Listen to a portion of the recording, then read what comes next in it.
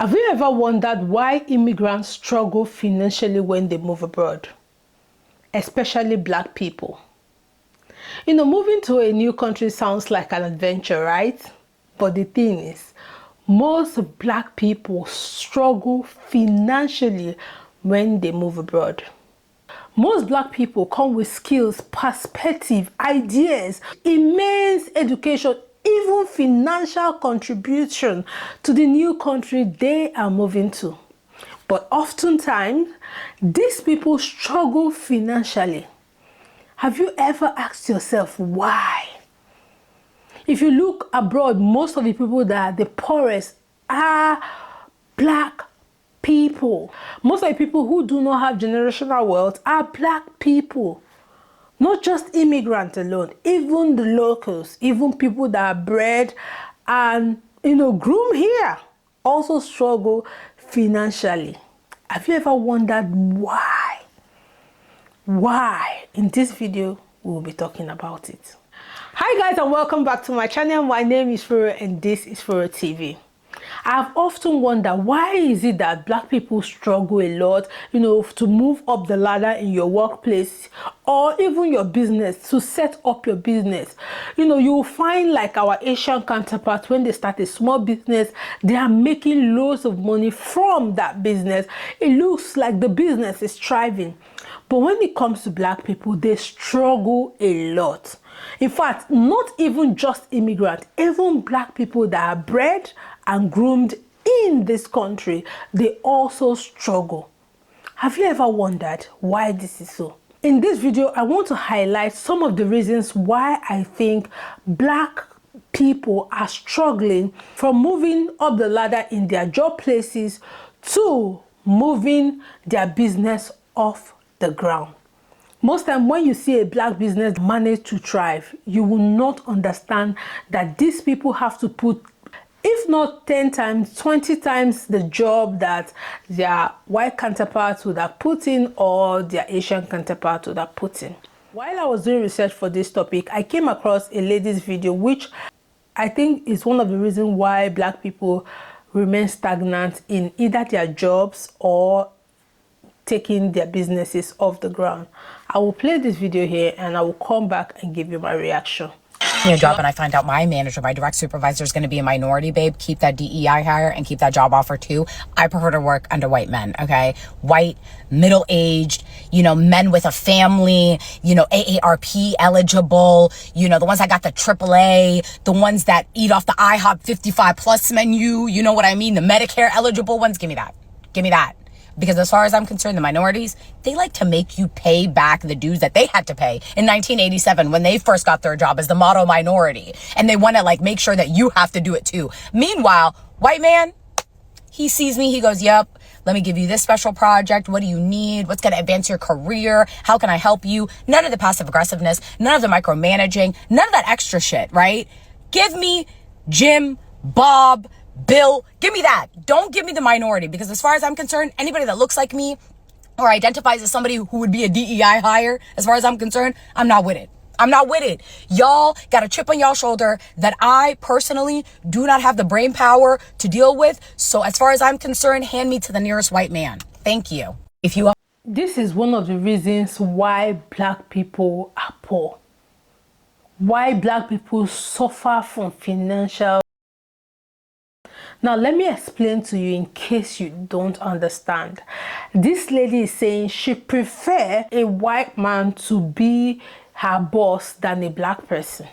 And trust me, this is not, it doesn't sound surprising to me. Even you that is watching this video, I am sure you must have said something like this at some point. Yes, you'll be wondering, oh, why didn't my parents leave generational wealth for me? Why is it that it's only white people that have generational wealth? When you are the contributor to why Black people cannot move up the ladder. Now, if you go to the comment section of this video, a lot of people agreed. I love my white male managers. They stuck up for us, was down to earth and very laid back.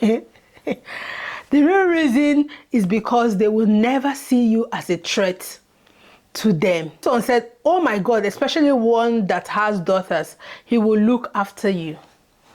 Why do we always feel like, as black people, I don't even know, this girl, I don't know if she's black or she's mixed or something like that. She cannot, I don't even know. But why is it that as black people, we always see each other as competition?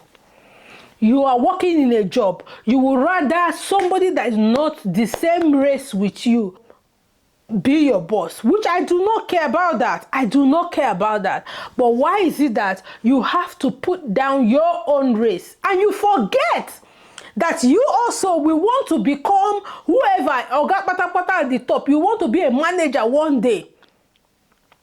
Another person that is your color will come and say, no, you cannot be their manager because they feel you will not look after them. Upholding white supremacy in 2025.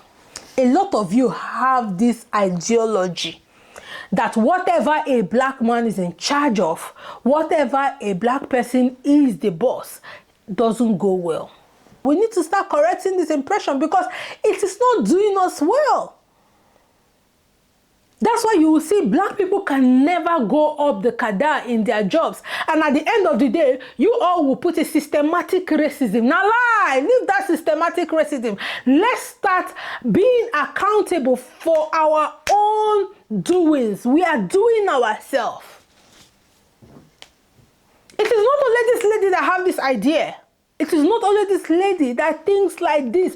Lots of you all think like this. You say, so a black person to be my manager, eh? Especially people that come from Africa, you people also have this ideology. And I was thinking it was just us. I don't even know that even the locals, because from the way this lady is speaking, she's a local. She's someone that is from, you know, that was bread and butter in whatever country she is in. Maybe America or UK, I don't even know. Even the locals have this ideology that whatever a black man is doing, he can't do it well. Why? Then you expect yourself to go up the cadre. How? Where are you going? Because that's how the younger generation will be thinking about you. Also, then you guys wonder why there's no generational wealth. Why is it that black people are suffering financially? Why is it that black people are having financial roller coaster? Why is it that black people are living paycheck to paycheck? These are the kind of things. And man, this video got views. This video got views. So look at what you all are promoting. Then a lot of you black kids, you get angry that your parents did not attain wealth for you to inherit. There was no generational wealth. How are your parents supposed to make generational wealth when your parents had this idea and you guys are taking over this idea? How? You're not going up the ladder in your job and you're wondering, and most of you will bring systematic racism. You say systematic racism. Can we start taking accountable for the things we've done, for our own doings? Because these things are our own doings. I have seen this thing play out real life. I've seen real life scenarios where this kind of situation play out. So most time we want to blame this lady. Oh, she's trying to, say this thing to get views. No, I've seen real life situations where people think that because that person is a black person, they cannot do the job. We always feel like black people were in competition with each other. You don't know me. I don't know you before. Sometimes we don't even speak the same language. Why do you think that we should be in competition? If I want to be your manager, no, you rather a white person be your manager. And you're wondering why these people are amassing generational wealth for themselves and their children. And they have this wealth to pass down to their children. And your parents struggle financially.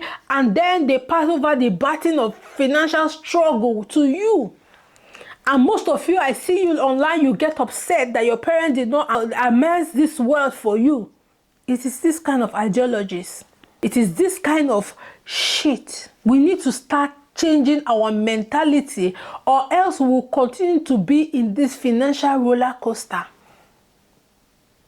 If there is a black person in a position or in any position you find yourself, you will understand that this person will understand you better.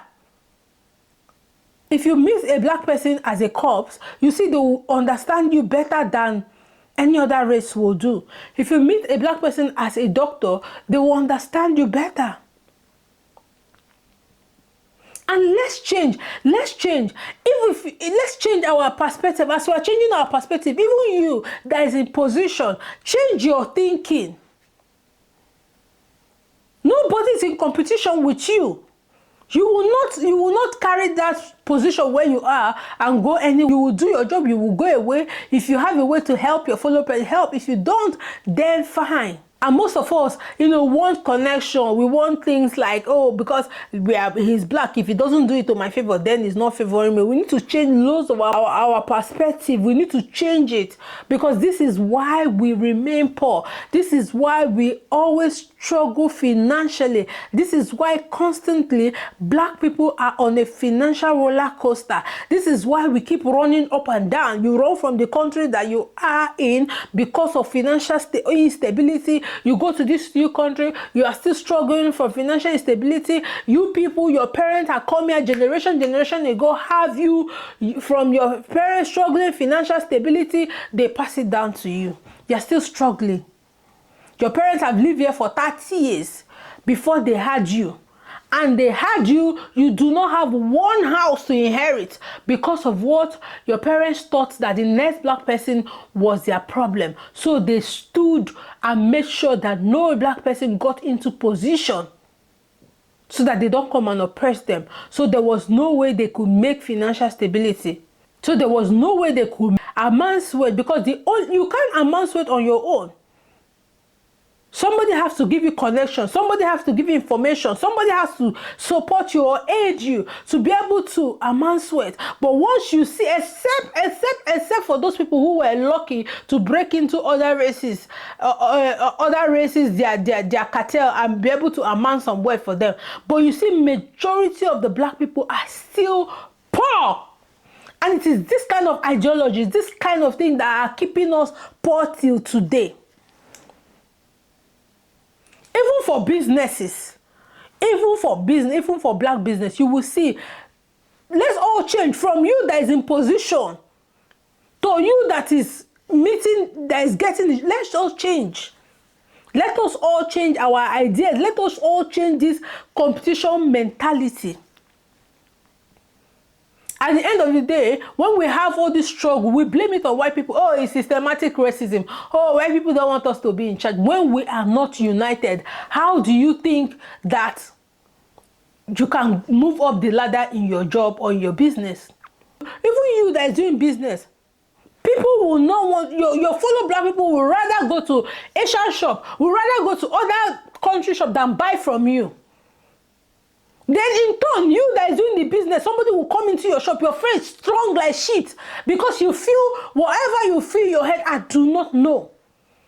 I come into your store to buy something. Me and you were from the same race, but yet you are so rude, lack of customer service. You will frown. You will frown your face. We need to change if we want to make this financial stability. That's why you see somebody will japa up. Before you know, you go japa down. You go japa back up. There's a girl I'm watching that moved from Canada to Nigeria. Now she has moved back to Canada again. Because of financial instability. You go japa up, you go japa down. It's not by japping up and japa down. What is keeping you financially unstable? It is our ideology, and we need to change our ideology. Buy from black businesses today. You black business, try to make sure that your customer service is on point. When somebody come into your shop, smile. It doesn't take anything from you. Leave your problem at home. Do your customer service properly. There's a video that went viral on TikTok where a guy went to an African store to buy foodstuff. They use pen and paper to write the receipt for the person. Why? But our other counterpart, they have machine that will print receipt for you. Those kind of things cannot happen. And yet you want to, amass wealth from that business. How? How? We always do things in a very mediocre level.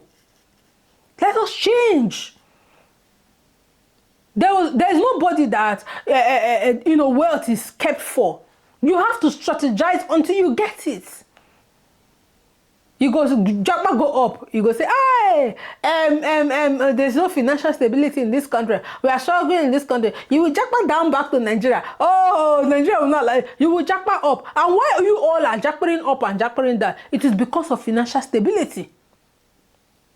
But you don't know that it is not in jackpotting up and jackpotting down. It is in our mentality. It is in our head. It is in our head. It is in our character. We have to build our character. We have to unite. You go see, take clue from Asian people. Asian people, they can be 5 or 4. Buy house. They'll be living there. However they do it to settle themselves, I do not know. But they'll be living there. No problem. If you go to African business, African food business, now them be baba at this point. There'll be 5, 6, 7. You will not even know who is the boss there. They'll be selling that business, no problem. But you see, you just open one African store, even to employ black people, no problem. Majority of in fact, I know a black-owned African store in this Manchester that they are using Asians as the face of the business. And that business is thriving. But once they show you now that it's black person that owns that shop, una go run, and no go buy again. We having this mentality that anything that a black person is doing is not good. When you are a black person, that is what is keeping us poor. That is what is keeping us financially unstable. If you take it as a point of duty to patronize black businesses today, you will see you will elevate one person out of financial instability. If you take it as a point of duty to let your fellow black person to move up the cadre in your job, you will see things will begin to be smoother for black people. If you take it as a responsibility to give good customer service when people come to your black business to shop, you will see more black people will patronize you. If you take it as a responsibility to unite ourselves and stop this upliftment of white supremacy in 2025, then we will start living a better life. But if not, make una dey there. Hey, white, I prefer black managers than white managers. I prefer white bosses than this. I prefer going to white churches. I prefer going to white marketplace. I prefer going to this. Now so then they prefer una. Is that how they prefer you guys? I'm not saying don't love white business or white things. Me too, I love them. I'm not saying don't love them because me, I don't care about race. Me, I deal with people individually. If you love me, whether you are black, you are white, if you show me kindness, I will show you kindness. If you do anyhow, I will do back to you. I treat people individually. I give everybody benefit of doubt. So I do not care if you want to love white people, you want to love Asian people, but don't always throw your people under the bus. Give them benefit of doubt. That is what I am saying. Until I see you in another video, have a lovely day. Bye-bye.